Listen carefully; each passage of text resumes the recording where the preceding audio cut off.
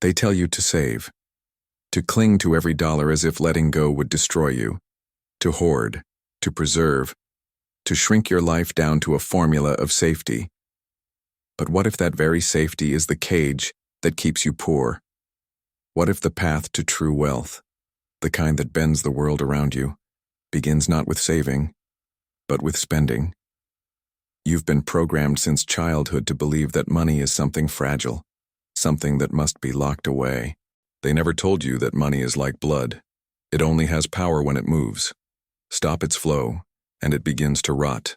Let it circulate, and it nourishes the entire body of your empire. Machiavelli understood this centuries ago. To him, wealth wasn't a number. It was movement, command, influence, a visible expression of control. He wrote that fortune favors those who act, not those who wait. And money, he believed, is the same. An energy that rewards movement and punishes stagnation. You save because you fear loss. The powerful spend because they understand leverage.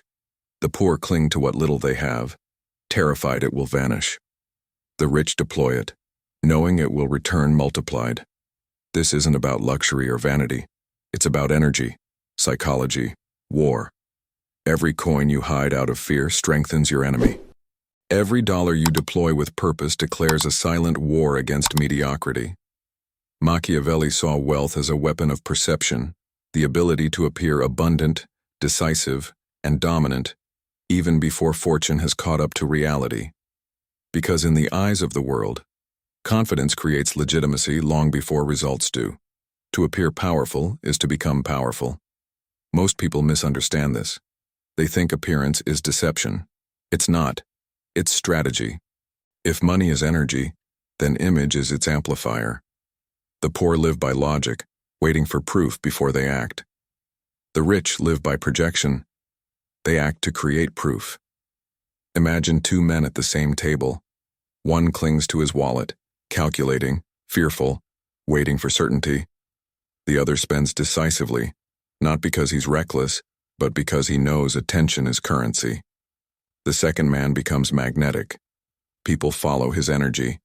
Opportunities orbit his confidence, and soon, even reality begins to bend toward his certainty. That's how money multiplies, not by sitting in silence, but by echoing in motion. But you've been trained to fear that motion. Society worships scarcity as morality. You're praised for being careful, for avoiding risk, for keeping your head down and your accounts safe. But Machiavelli would laugh. He would tell you that safety is the slowest form of destruction, because when you choose safety, you surrender control. You become predictable, replaceable, forgettable. He wrote that men who depend entirely on fortune, on chance, will collapse when it turns against them. The same is true for those who depend entirely on saving. Fortune despises stagnation. She rewards movement. This is why you see those who start with nothing rise faster than those who protect everything. Because the ones with nothing to lose are the only ones free enough to take the risks that build empires. The first rule of Machiavellian wealth is simple: money that doesn't move dies. Every time you spend strategically, on knowledge, on visibility, on positioning, you breathe life into your fortune. You're not losing money, you're transmuting it. You're transforming static energy into social gravity. The poor believe in the logic of possession. The rich believe in the logic of movement. And here's the dark truth. The system you live in was designed to reward movement, but only for those who understand how to play. The banks, the markets, the algorithms, they all feed on circulation. When you spend from fear, you lose. When you spend from power, you own the game. Machiavelli would compare money to an army. He would tell you that hoarded wealth is like soldiers locked in barracks, useless, invisible, decaying in morale. But deployed wealth, money sent into the world with intention, conquers new territories of influence. Every great empire was built not by saving, but by investment.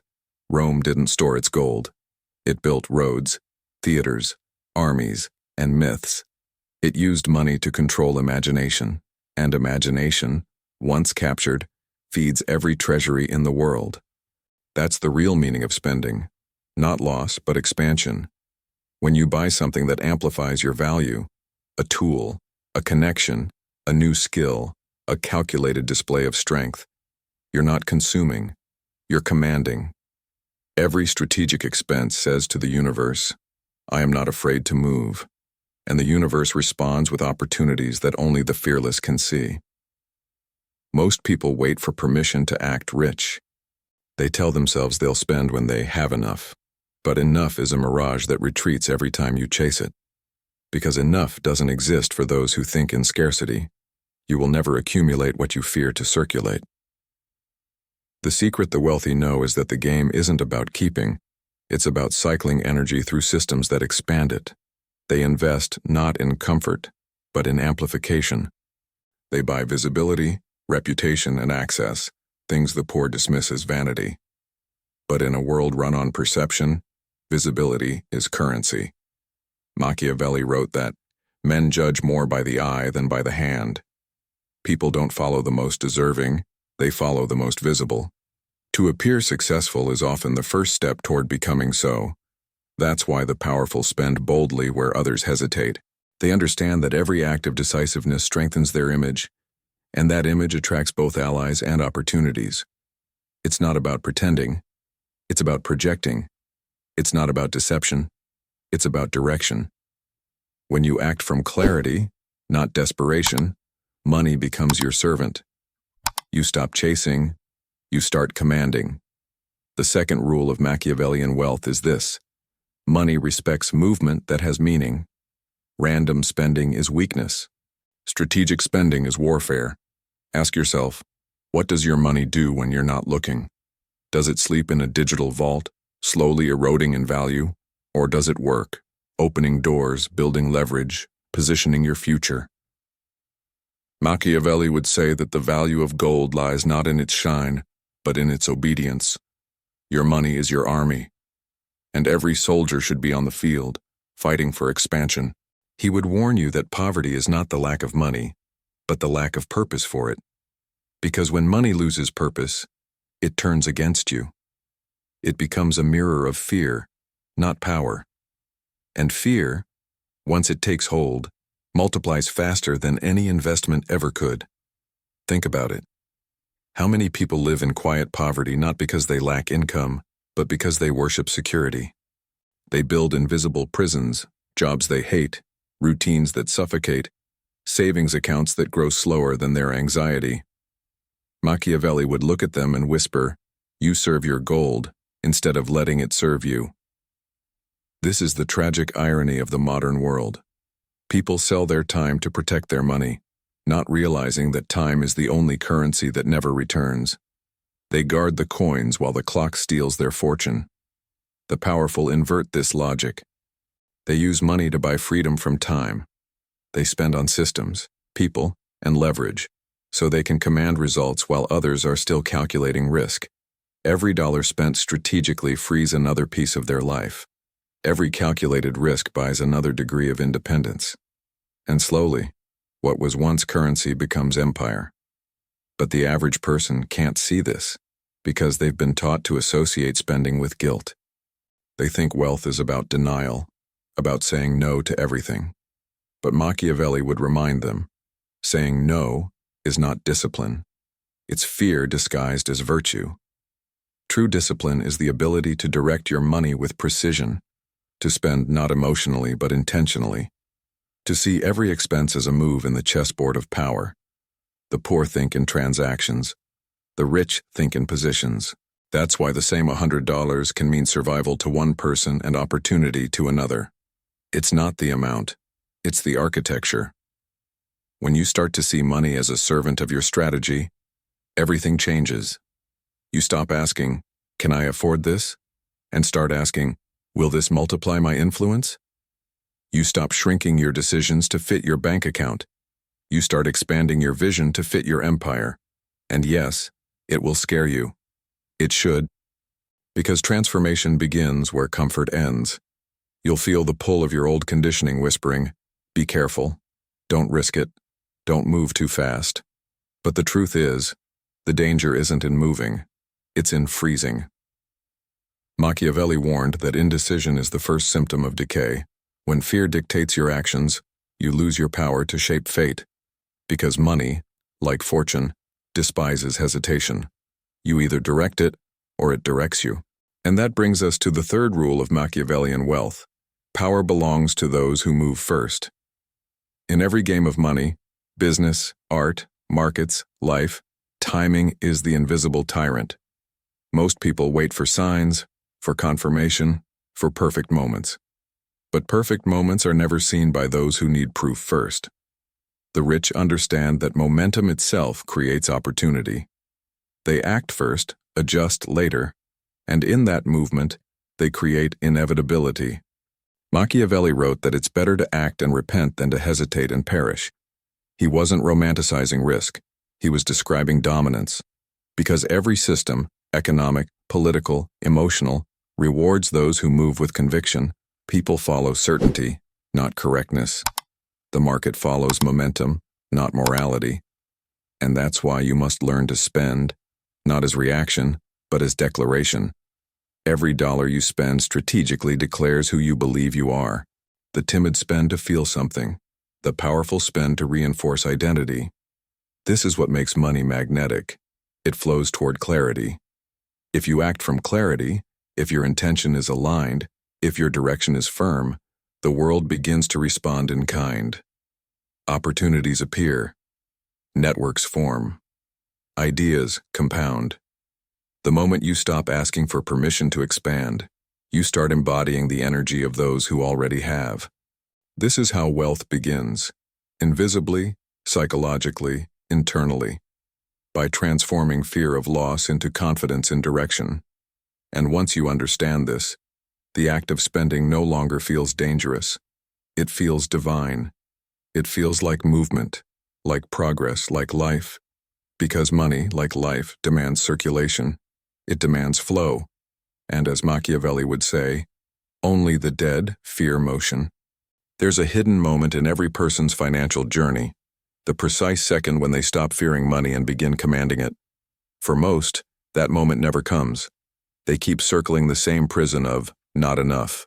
They work, they save, they worry, and then they die, never realizing that money was never the problem. Their relationship with power was. Machiavelli understood this with chilling clarity. He wrote that fortune is a woman who submits only to those who act with boldness. He didn't mean arrogance, and he meant energy, direction, the willingness to move before the world says you're ready. Money, too, responds to boldness. It bends to the will of those who use it like a sword, clean, precise, and unapologetic. The moment you hesitate, you dull its edge. You've probably been told to wait until you're stable. But stability is the lie the system sells to keep you obedient. There is no stability, only motion and decay. The rich stay rich because they stay in motion. They understand that wealth, like water, becomes poison when it stagnates. It's not about recklessness. It's about rhythm. Money has rhythm, and you can feel it when you're in alignment. When you spend on something that expands you, a course, a tool, a vision, a calculated display of confidence, something deep in you shifts. You stop being a victim of chance and start being a creator of momentum. Machiavelli would call this the art of appearing inevitable. The powerful spend to make their future visible. They use their money not to buy things, but to buy belief in themselves, in their mission, in their inevitability. This is why they seem calm while everyone else panics.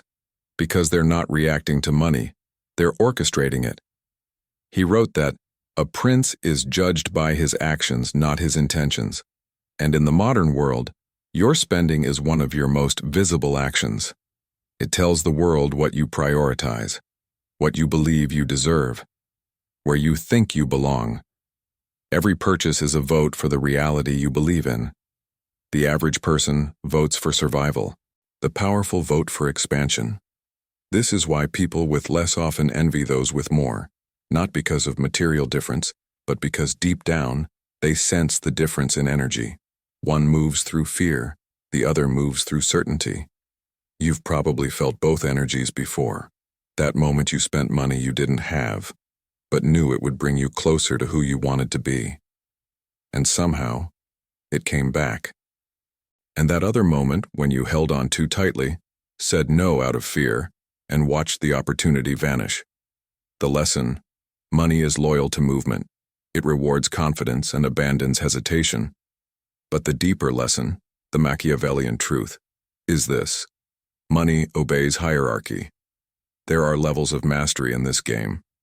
And until you understand the hierarchy, you'll keep playing as a servant in a system built for kings. At the bottom, there are the hoarders. They accumulate money out of fear. They see wealth as something external, a wall to hide behind. They mistake control for safety. Above them are the spenders, impulsive, emotional, trapped in the cycle of craving and regret. They move, but without direction. Their money leaks because it lacks purpose. Then come the builders. They see money as material, something to shape, mold, invest. They play the long game, but often get trapped in obsession, addicted to the numbers. And at the top are the commanders, the Machiavellian thinkers. They see money as invisible architecture. They use it to design influence, perception, and control. They don't chase wealth. They position for it. Every move is a message. Every expense is a maneuver. That's where you must arrive, where money becomes a language, and you speak it fluently, where every decision reinforces your authority instead of your anxiety. You get there by asking different questions. Instead of, how can I save more? You ask, how can I expand faster? Instead of, how can I spend less? You ask, how can I make every dollar work twice? Instead of, can I afford this? You ask, can I afford not to become this version of me? Because here's the paradox. The poor ask for guarantees. The rich create them. Machiavelli taught that power doesn't wait for permission. It asserts itself until resistance collapses. Wealth works the same way. It doesn't arrive by chance. It bows to command, but command requires sacrifice, not just of money, but of illusions. You have to sacrifice your attachment to appearing humble. You have to sacrifice the comfort of fitting in. You have to sacrifice the ego that wants to save face instead of take space. And most of all, you have to sacrifice the identity that believes you're not ready yet, because that identity is the single biggest thief of fortune you'll ever meet. Every great fortune begins with a psychological rebellion, a refusal to keep obeying the invisible limits taught by family, school, religion, and fear. They told you that spending makes you irresponsible. Machiavelli would say, not spending strategically makes you invisible. Because in the real world, money doesn't reward morality, it rewards motion. Think of every empire that ever existed. None of them saved their way into power. They built, risked, leveraged, and expanded. They played with perception until belief became reality. That's the Machiavellian code of money. Fortune is not found, it's provoked. You provoke it through action, through investment, through daring, and yes, sometimes, through loss. But as he wrote, it is better to act and repent than not to act and regret. In the economy of fear, regret is the only real poverty. You must become comfortable with circulation, not just financial, but emotional. Give, move, exchange, invest. Because the rhythm of expansion demands participation. When you hold too tightly, the world mirrors your contraction. When you move with courage, it mirrors your expansion. This is why Machiavelli believed that fortune is feminine. She yields only to those who pursue her with energy, not hesitation. And fortune, like money, doesn't love the hesitant. It falls for the bold. Now, let's translate that philosophy into practice. You spend strategically when your money does one of three things: builds skill, builds visibility, or builds leverage. Skill expands your competence. It makes you irreplaceable. Visibility expands your influence and it makes you magnetic. Leverage multiplies your reach. It makes you inevitable. Everything else is noise. You spend to amplify these three pillars, not to soothe emotion, but to strengthen position. When you buy a book, it's not paper. It's access to someone else's lifetime of insight. When you hire help, it's not expense. It's multiplication of time. When you invest in your presentation, it's not vanity. It's authority. Every dollar must be deployed with the question, does this move me closer to influence or illusion?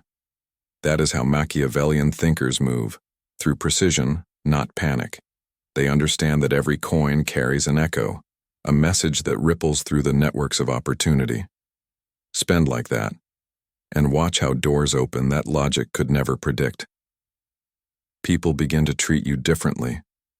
They sense something in you, a weight, a quiet certainty. You're no longer asking for value, you're declaring it.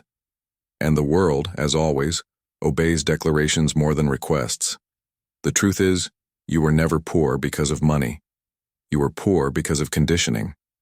Conditioning that made you confuse preservation with progress, that made you believe fear was wisdom, that made you admire those who played small as if that was virtue. But there is no virtue in fear, only paralysis. And Machiavelli knew, those who hesitate to act on power lose the right to complain about those who do. So stop asking for fairness. Stop hoping the system will reward your caution. Start realizing that every act of decisive spending is an act of liberation. Because when you spend from power, you reclaim the narrative. You stop being the product of your environment and become its architect. The system isn't broken. It's precise. It rewards movement, vision, risk, perception, and emotional control. It punishes hesitation, doubt, and moral hesitation disguised as humility. And that's why Machiavelli's philosophy, though centuries old, remains the most modern mindset you can adopt today. He wrote, "The lion cannot protect himself from traps, and the fox cannot defend himself from wolves. One must therefore be a fox to recognize traps, and a lion to frighten wolves. This is how you must treat money. Be the fox, cunning, strategic, precise. Be the lion, bold, commanding, undeniable. Use your money with both instincts at once. Calculated aggression, controlled confidence. The fox knows when to invest. The lion never asks for permission. When you combine both, you stop chasing wealth. You start embodying it. Because wealth is not about having, it's about radiating control. That's why the richest people in history rarely talk about money. They talk about systems, leverage, time, and energy. Because they know. Once the psychology is mastered, the numbers are inevitable. And when you reach that level, your energy changes. You begin to spend differently, speak differently, think differently. You realize that being broke was never financial. It was emotional. You realize that fear was never caution. It was control. And in that moment, you awaken to the truth Machiavelli left behind. Money is not the measure of your power. It's the reflection of it. If you want more, you must first become more. Spend to build, not to boast. Spend to expand, not to escape. Spend to command, not to conform. Because money, like every force in nature, obeys those who move with purpose. So when you're faced with a choice, Kyle, to cling or to command, remember this. Every coin fears cowardice. Every opportunity hides behind a calculated risk. Every fortune begins with a single moment of courage. You must learn to move first, even when the world tells you to wait. And when they ask you, aren't you afraid to lose? Smile, because you'll know the truth. The only thing worth fearing is staying the same. So spend strategically, move decisively, and let every act of courage announce who you are becoming. Because as Machiavelli taught, fortune is blind, but she is drawn to movement. Now, if you've reached this point, you're not like most. You didn't click away when the truth got uncomfortable. That means something inside you is already awakening, the part that's ready to command power, not wait for it. So here's your next move. Subscribe now, and join the circle of people who no longer obey scarcity. Every week, we go deeper into this hidden code of power, perception, and wealth. Lessons the world was never meant to teach you. Like this video. It helps the project grow and brings this knowledge to others ready to awaken. And comment below. I command my wealth. Because those words aren't a statement, they're a declaration of who you're becoming. You're not just subscribing to a channel. You're entering a select group of thinkers who will shape their own destiny. A rare circle of minds that attract fortune by design, not by chance. Welcome to that circle. Your transformation has already begun.